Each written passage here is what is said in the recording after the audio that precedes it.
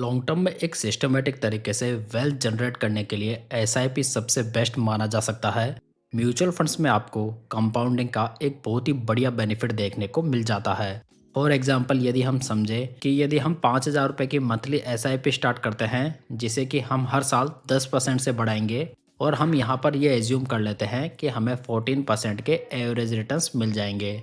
तो यहाँ पर यदि हम इस इन्वेस्टमेंट को 15 साल तक कंटिन्यू करते हैं तो हमारा टोटल इन्वेस्टमेंट 19,06,000 रुपये का होगा, जबकि हमारी मेच्योरिटी 49,80,000 रुपीज़ की होगी।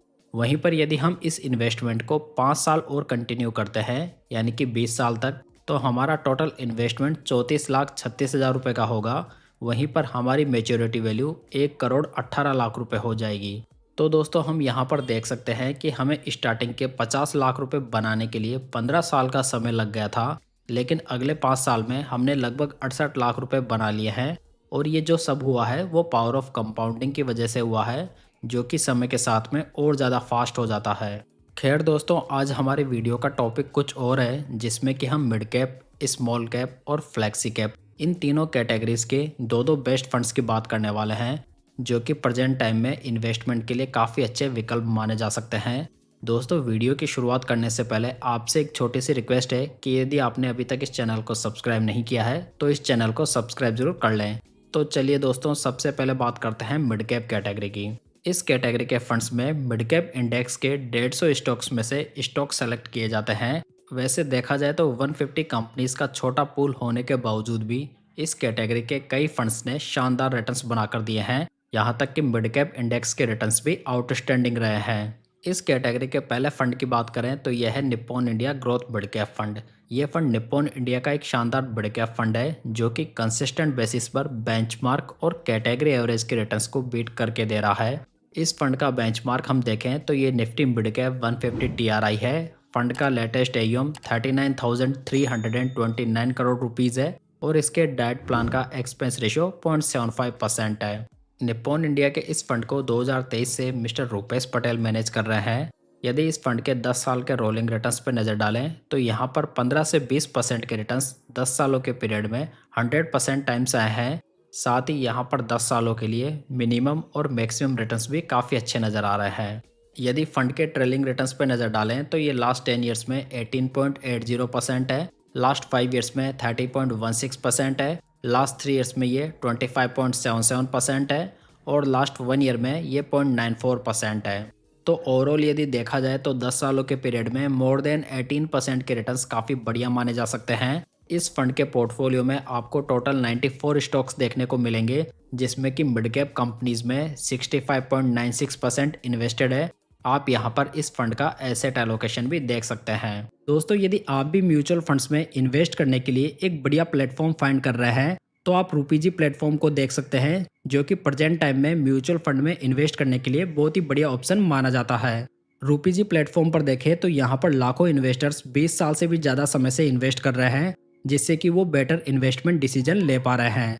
रूपीजी प्लेटफॉर्म की बात करें तो ये 100% एएमएफआई एंड सेबी कंप्लाइंट है। रूपीजी में आपको कई इजी और हेल्पफुल टूल्स मिल जाएंगे, जो कि आपकी इन्वेस्टमेंट की जर्नी को और आसान कर देंगे, जिसमें कि आपको स्मार्ट एक्सप्लोर देखने को मिलेगा, जिसमें कि आप low risk and high returns वाले म्यूचुअल फंड्स को हजारों म्यूचुअल फंड्स की भीड़ में से आसानी से फाइंड कर सकते हैं। साथ ही आप उन्हें आपस में कंपेयर भी कर सकते हैं। साथ ही इतना ही नहीं, यदि आप अलग अलग फंड्स में इन्वेस्ट कर रहे हैं तो आप यहां पर उनका फंड ओवरलैप स्कोर भी चेक कर सकते हैं। साथ ही यदि आप कोई न्यू इन्वेस्टमेंट डिसीजन ले रहे हैं तो उसका आपके पोर्टफोलियो पर क्या इम्पैक्ट पड़ेगा, जैसे हाईली यूजफुल इंसाइट्स भी यहाँ पर इजीली अवेलेबल है। तो ओवरऑल देखा जाए तो अब आपको इन्वेस्टमेंट करने के लिए किसी भी फाइनेंस गुरु की आवश्यकता नहीं है। आप यहाँ पर फ्री में अपना अकाउंट ओपन कर सकते हैं, जहाँ पर एएमसी चार्जेस भी फ्री है। आपको रूपीजी का लिंक नीचे डिस्क्रिप्शन बॉक्स और पिन कमेंट में मिल जाएगा, जहाँ से आप इनका फ्री में इन्वेस्टमेंट अकाउंट ओपन कर सकते हैं। बात करते हैं सेकंड मिड कैप फंड की, जो कि है Motilal Oswal mid cap fund. ये मिड कैप फंड एक एग्रेसिव मिड कैप फंड है, जो कि अपने पोर्टफोलियो में काफ़ी लिमिटेड स्टॉक्स को रखता है, जिसकी वजह से यहाँ पर स्टॉक कॉन्सेंट्रेशन की रिस्क थोड़ी बढ़ जाती है। खास बात यह है कि ये फंड ओनली ग्रोथ कंपनीज के ऊपर ही फोकस करता है, जिसकी वजह से यहाँ पर अच्छे रिटर्न्स मिलने की संभावनाएं भी काफ़ी ज़्यादा रहती है। अगर फंड की बेसिक्स की बात करें तो ये fund Nifty mid cap 150 TRI को बेंचमार्क के रूप में फॉलो करता है। फंड का लेटेस्ट एयूएम 34,749 करोड़ रुपीस है और इसके डाइट प्लान का एक्सपेंस रेशो 0.70% है।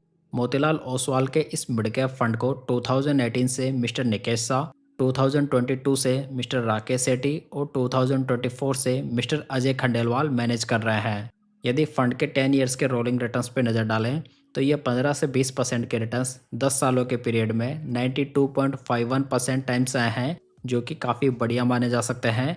वहीं पर यदि 10 सालों में मोर देन 20% के रिटर्न्स को देखें तो ये 7.49% टाइम्स आए हैं। मतलब कि 10 सालों के पीरियड में फंड के रिटर्न्स की रेंज अधिकतम टाइम 15 से 20% के बीच में रही है, जो कि अच्छी मानी जा सकती है।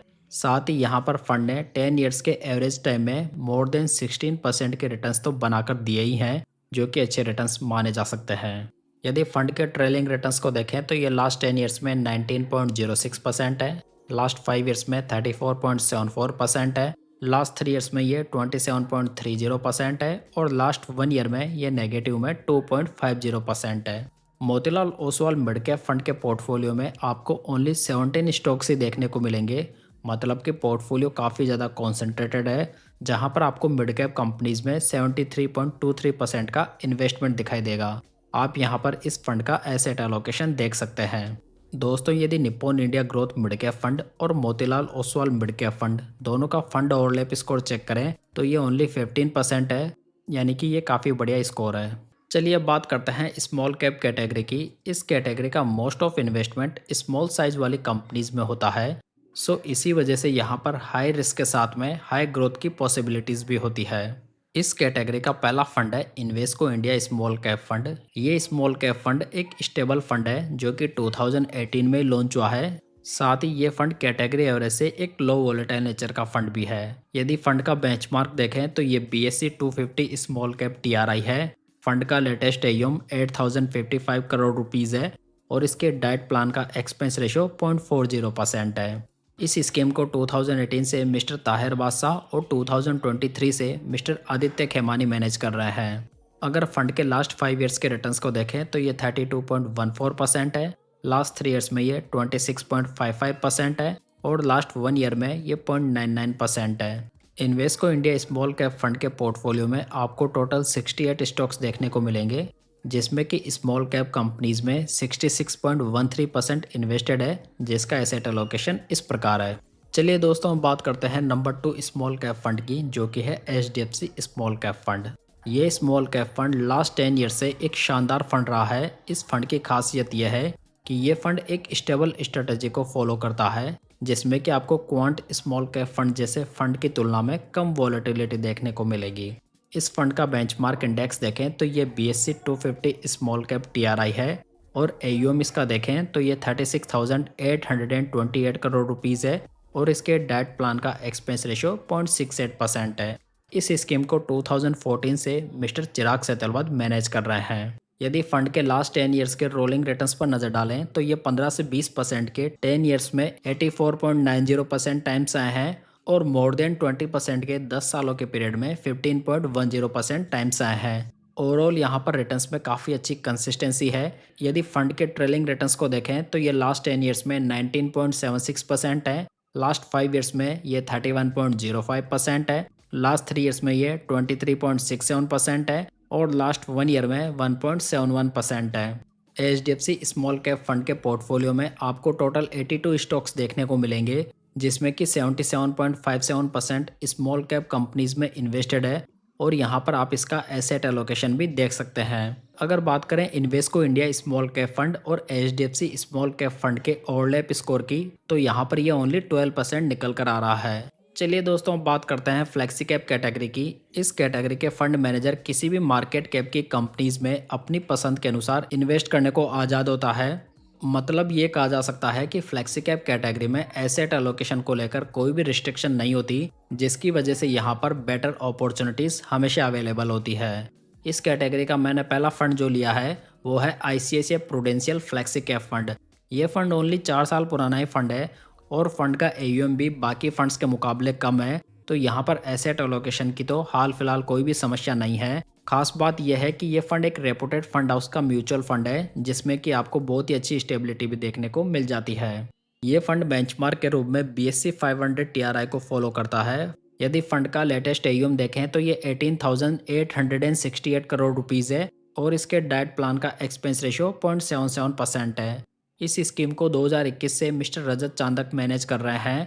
यदि फंड के रिटर्न्स को देखें तो ये लास्ट 3 ईयर्स में 21.36% है, लास्ट 2 ईयर्स में 22.68% है और लास्ट 1 ईयर में ये 3.74% है। कुल मिलाकर फंड के रिटर्न्स काफ़ी बढ़िया रहे हैं, जहां पर आपको बहुत ही बढ़िया डाउनसाइड प्रोटेक्शन भी देखने को मिल जाती है।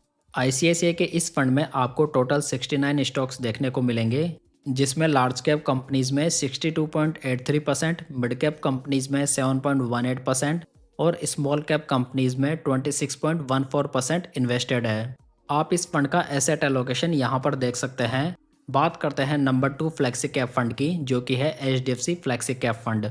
ये फंड काफ़ी पुराना फंड है जो कि लंबे समय से अच्छा करता हुआ आ रहा है। ये फंड शानदार अल्फा जनरेटिंग फंड तो है ही, साथ ही ये कैटेगरी के बाकी फंड्स के मुकाबले लोअर बीटा वाला फंड भी है, यानी कि यहाँ पर आपको थोड़ी कम वॉलेटिलिटी देखने को मिलेगी। इस फंड की खासियत यह है कि इसने लास्ट 5 ईयर्स में पारंपरिक फ्लेक्सी कैप फंड से लगभग 7% ज़्यादा रिटर्न्स डिलीवर किए हैं और साथ ही ये फंड अच्छी डाउनसाइड प्रोटेक्शन भी प्रोवाइड कर रहा है। ये flexi cap fund Nifty 500 TRI को बेंचमार्क के रूप में फॉलो करता है। इसका लेटेस्ट AUM 85,560 करोड़ रुपीज़ है और इसके डाइट प्लान का एक्सपेंस रेशियो 0.70% है।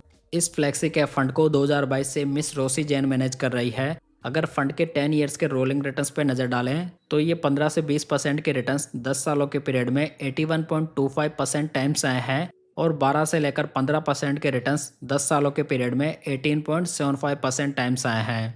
साथ ही दोस्तों हम यहाँ पर देख सकते हैं कि इस फंड के लोअर रिटर्न्स लॉन्गर पीरियड में यहाँ पर नेग्लिजिबल टाइम्स ही आए हैं, जो कि ये इंडिकेट कर रहा है कि यहाँ पे काफ़ी अच्छी कंसिस्टेंसी मौजूद है।